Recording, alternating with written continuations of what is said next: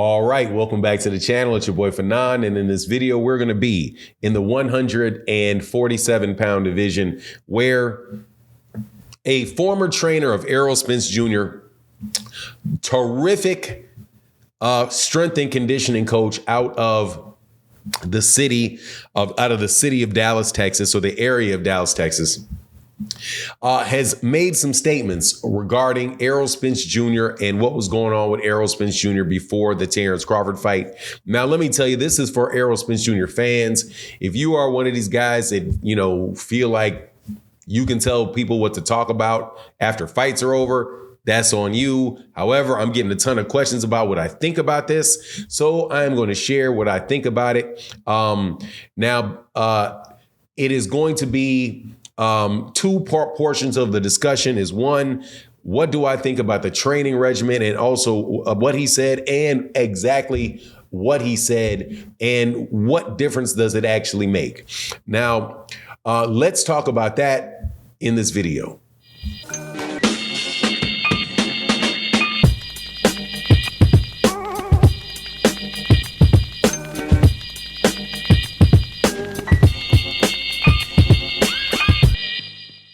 All right, welcome back to the channel. It's your boy Fanon, and in this video, we're going to be in the 147-pound division, where Blu-ray, one of the best strength and conditioning coaches around, has a YouTube channel. Terrific guy, very knowledgeable about the sport, about strength and conditioning, and a former through multiple stages in Errol Spence Jr.'s career, his strength and conditioning coach, and without a doubt, the person that was training him in strength and conditioning that had him looking the strongest, had him looking the best, without a doubt. But somebody that is still in his camp, and somebody that is still close to him and friends with him, and is very knowledgeable about what's going on. Now, before I get into the details of it, though, let me welcome you back to the channel. If you are new to the channel, please accept my invitation. In fact, do it. If you like the content, hit the subscribe button, hit the bell icon, man. Let's chop it up about boxing, whether you like what I got to say or not on a particular issue. Look, man, we're going to talk about it. You know what I mean?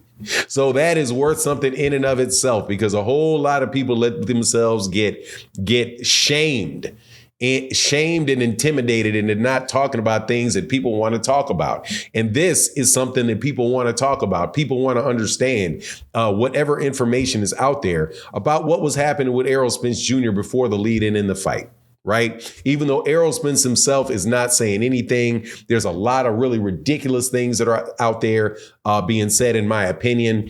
A lot of people talking about did he have something in his system that somebody snuck into his system? Did none of that type of stuff, right? Was there plaster of Paris on Errol Spence Jr.'s gloves?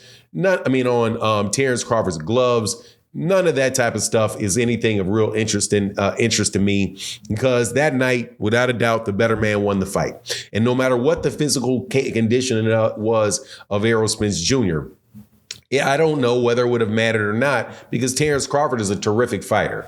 However, there is a lot of questions about why, like Derek James said, he looked like he was stuck in sand. There's a lot of questions why people leading into the fight, when they saw Errol walking in to the camp, walking to the ring and sitting in the ring ahead of time, was like, what's wrong with him? Why does he look like that? Why does his face look like something doesn't look right? Okay. Now, these are things that people are just saying. Okay. And they were saying it separate from the fight, Terence Crawford fans and Errol Spence Jr. fans. So if you're one of these guys that just want to bully people with memes, have at it. You know what I mean? Have at it. Errol Spence Jr. is not the one talking about any of this. It's other people. Now, Blu-ray had a video. I remember if it was a video or an interview, because I've seen him say multiple things, and it's been over the course of a week or so, because people ask me about it, have been asking me about it for a while. He said, look, man, everything that could have went wrong in that camp went wrong in that camp. Now, this is somebody that works from him in the area. So it's like, look, he wasn't the same walking in the ring. This is the same. It wasn't the same. That's not the same Errol we usually see. Now, what could have went wrong in the camp? When you say everything that could have went wrong in the camp, injuries, weight, all kind of different things could take place in the camp. But he is verifying that he had a difficult camp and there was something going on in the camp. Now, for me personally, I would rather it be something wrong in the camp than it be what it seems like a lot of these the real Terence Crawford, not even Terence Crawford fans. Terence Crawford fans are, for the most part, are very, very reasonable people who understand, hey, man, look, dude, something was wrong with dude. Even though I thought Terence would have beat him, Terence would have knocked him out, I didn't see that. He just didn't even look like he belonged in the ring. Something was going on, right? So you have now people out of Texas, apparently out of Texas, familiar with the camp, saying there was a rib injury in the fight, a rib injury that prevented him from sparring for the last 6 or 7 weeks of the training camp. You have Blu-ray now, who is somebody established in this camp, saying, look, man, there was something, anything and everything that went wrong in that camp. And now you have Errol, and you also have Errol Spence Jr., who says something like, look, I'm not making excuses, and if I had one, I wouldn't give it to you, right? So he is still telling you right there, look, man, there's something a little bit off about the dude, if not a lot off about the dude. And those type of things do come into play in boxing, without a doubt.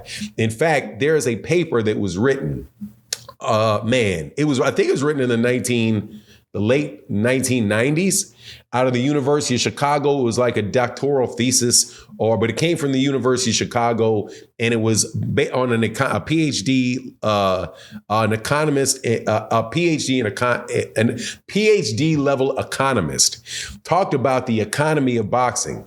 And one of the things that he talked about, aside like how promoters are supposed to not pay fighters a lot of money so that they continue to have a lot of fights and they stay active, because if they don't stay active or you overpay them, then you find yourself in a situation where you have what they call the Buster Douglas syndrome, where he gets a big payday, and when he was really motivated to train and do all these things and put him in position to beat Mike Tyson, that he gets all this money, he's not as motivated, then he gets in there against the next guy, and then he winds up losing it. Now, so that tells you that the significance of a training camp, the significance of you being in the best shape that you can be, is very, very important. Also, there's another book that said Only the Ring Was Square, that was recommended on Twitter by one of the best promoters and business people in boxing, Lou DiBella, that and it was written by a matchmaker in the 1930s. I think he was a matchmaker in the 40s, 50s, 60s, all the way up into the 70s.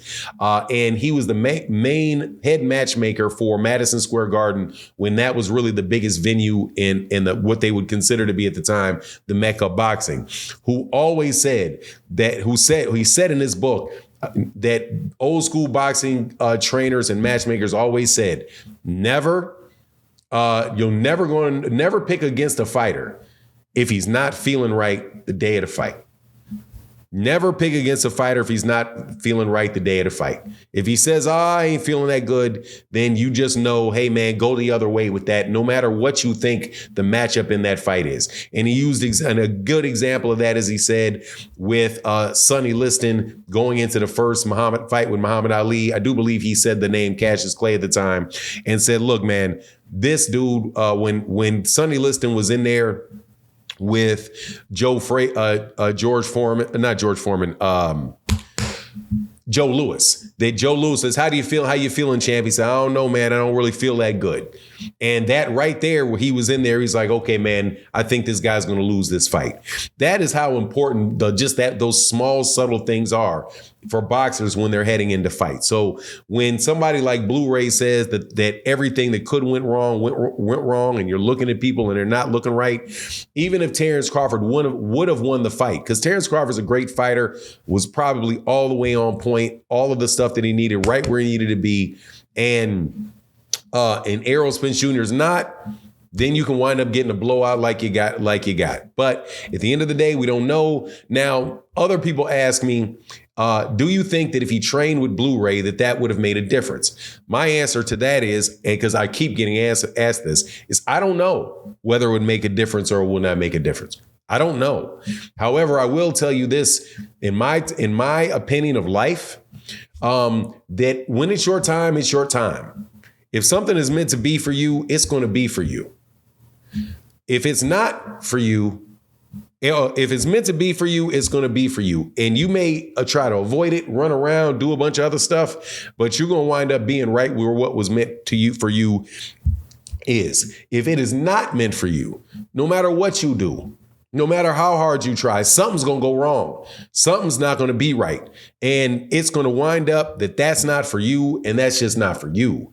And so in the situation with Errol, listening to what has happened to him over the last 3 years, looking at what has happened to him with the different car accidents, with the time off, because, early in his career, people were not fighting him, to torn retinas, to all that, even if the rib injury is true, all of that stuff to overcome to get in the ring with Terence Crawford to win, that's not meant for you. Same thing with Deontay Wilder and Tyson Fury. A lot of great things were meant for Deontay Wilder. That was not meant for him. And you just have to sit back and as a person and think to yourself, okay, you gave it all you can. That wasn't meant to you. What was meant for you? And that gigantic amount of money that Errol Spence Jr. was meant for him. To get safely through those car accidents was meant for him. So I don't say that any of this stuff is why Terence Crawford won the fight. But I do think it's legitimate questions, and people are legitimately interested in knowing what happened. And I don't think there's anything wrong with that. And you guys can label it excuses if you want. To me, it's not an excuse. It is just clarity into what was going on with that man. And clarity into that situation can provide clarity for other fighters and other people in their lives as they look at big situations that they're trying to get into or they're trying to take advantage of it that don't go their way.